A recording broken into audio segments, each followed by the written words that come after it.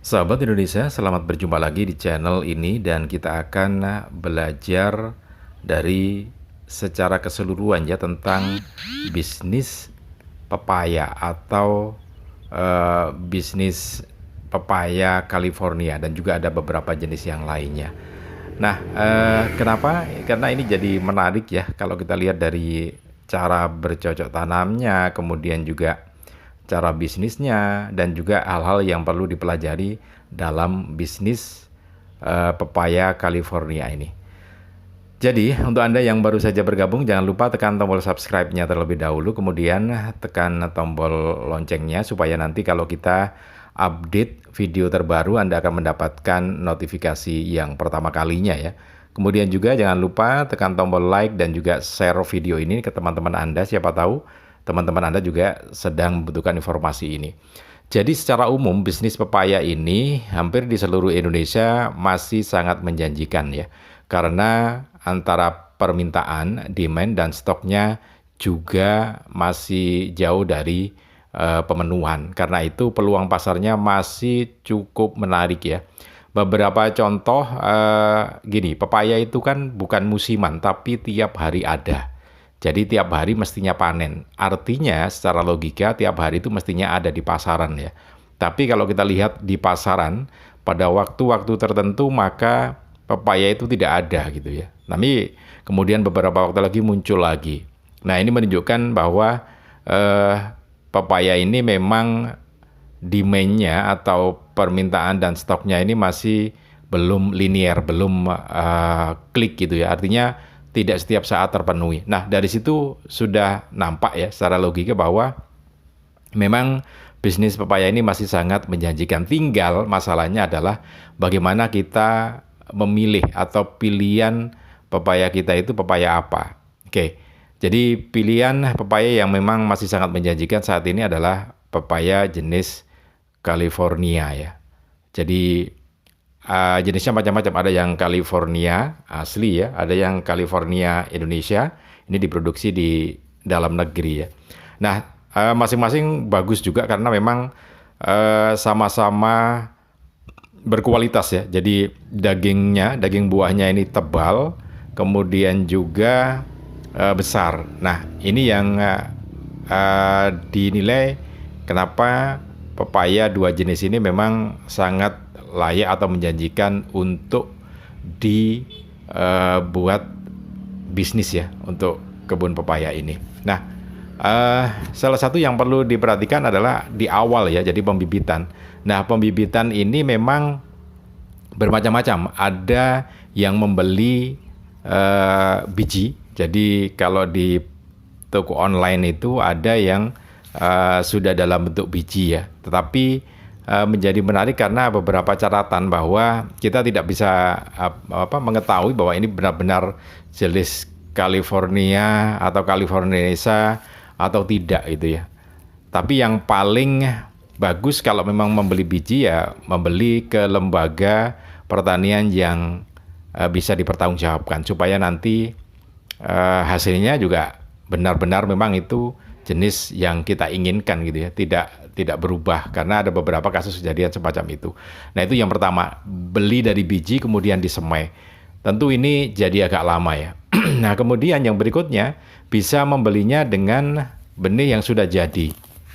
Artinya bibit yang sudah jadi itu ya membeli bibit yang usia 1 bulan ya. Jadi tingginya 1 jengkal tangan kita seperti yang di depan ini bisa membeli yang usia segitu, tapi sekali lagi tentu saja harus memilih lembaga yang benar-benar kredibel ya secara pertanian maupun perkebunan. Bisa ke lembaga milik negara ataupun lembaga penelitian ya. Lembaga penelitian yang dimiliki oleh negara bisa itu karena itu bisa bertanggungjawabkan.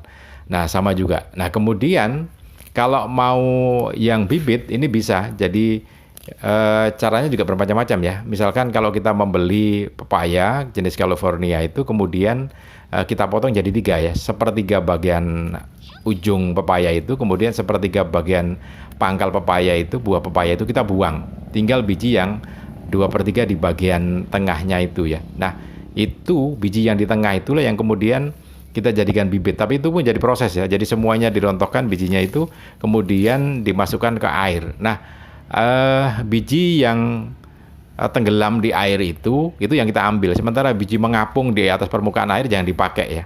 Itu kopong. Jadi itu seleksi pertama. Kemudian seleksi yang berikutnya, maka biji yang tadi berada di dasar air itu kan jumlahnya sedikit ya.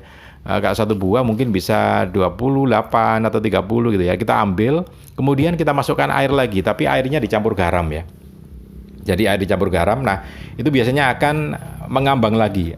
Terbagi dua lagi, ada yang mengambang, ada yang tenggelam di dasar. Nah, tenggelam di dasar itu yang kita ambil. Itu biji yang bagus ya. Biasanya menyisakan 8 atau 9 ya dalam satu buah pepaya itu. Nah, itu yang bagus. Caranya semacam itu. Nah, kalau sudah dibibit, kemudian ditanam bibitnya ya di polybag itu. Nah, tunggu sampai nanti usia 1 bulan. Nah, begitu usia 1 bulan, maka bisa kita pindahkan seperti yang ada di depan kita ini. Kita pindahkan ke tanah ini, kemudian dirawat ya. Termasuk diantaranya rumputnya ini, karena rumput ini sangat cepat sekali ya. Ya, memang bagaimanapun juga rumput itu jadi satu masalah tersendiri ya. Kalau kita menanam apapun ya, apakah bukan hanya pepaya ya. Beberapa teman saya yang menanam tanaman-tanaman yang lain termasuk jagung dan juga yang lainnya, itu pun kalau sudah ada tanamannya semacam ini, kemudian disiram atau kena hujan, biasanya rumputnya akan cepat sekali tumbuh ya. Bahkan bisa 2 hari, 3 hari itu sudah rata sekali rumputnya di bawah tanaman seperti ini. Jadi cepat sekali. Padahal kemarin itu ini masih belum seberapa rumputnya itu ya. Tapi begitu kita pindahkan ke sini, kemudian bersamaan dengan hujan turun, maka rumputnya sangat tebal semacam ini. Ya, ini bagian dari kita belajar juga bahwa kalau kita menanam sesuatu yang baik atau melakukan sesuatu yang baik ya. Jadi menanam buah-buahan, menanam apapun, sayur ataupun tanaman apapun lah. Kalau kita sengaja menanam itu kan biasanya itu sebagai satu hal yang baik gitu ya. Menanam kebaikan. Maka rumputnya akan ikut, dan rumputnya juga mudah sekali tumbuh di situ. Kalau sudah kita melakukan penanaman. Artinya begini loh. Kalau kita melakukan suatu kebaikan, biasanya akan ada ketidakbaikan itu yang muncul bersamaan, dan jangan terlalu terbawa. Ya sudah, yang penting kita niatkan dan kita fokus konsen pada pertumbuhan yang baik itu ya, seperti yang kita lihat ini.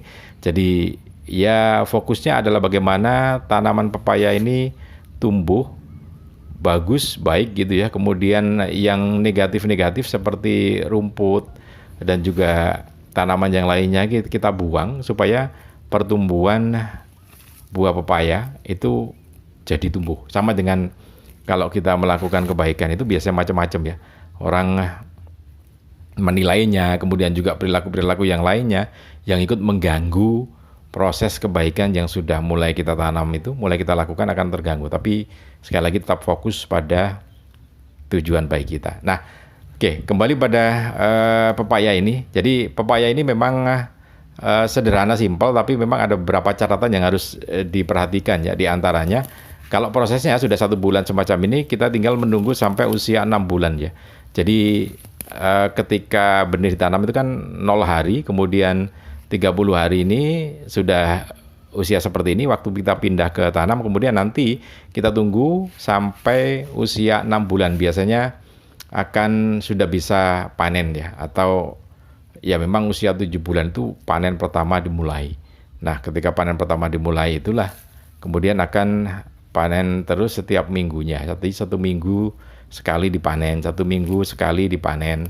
Biasanya 1 pohon itu yang bisa dipanen itu 4 buah ya. 4 buah itu dipanen. Jadi panennya juga jangan pas masak, karena kalau mau dijual kan harus yang belum masak ya. Beberapa waktu sebelum masak itu dipanen kemudian dijual. Nah, sampai saat ini memang bisnis ini masih sangat menjanjikan ya.